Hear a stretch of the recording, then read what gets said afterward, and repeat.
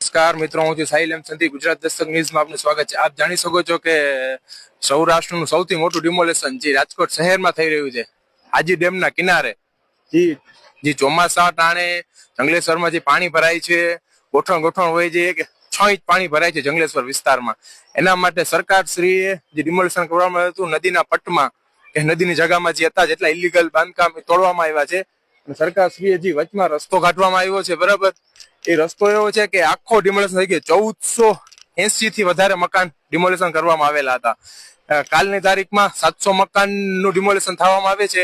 આજની તારીખમાં 1480 મકાનનું ડિમોલેશન લગભગ થઈ જશે. આપ હાલમાં જોયું હતું કે જંગલેશ્વરમાં જે ડિમોલેશન હાલે છે એની પ્રોસેસ ક્યાં લગી પહોંચી છે. આ રહી મોટી નદી છે જે એને હાજી ડેમની નદી કહેવાય છે, જે નદીનું આખું ડિમોલેશન થઈ ગયું છે. જે ગરીબ માણસોના મકાન હતા એ બધા પડી ગયા છે. જંગલેશ્વર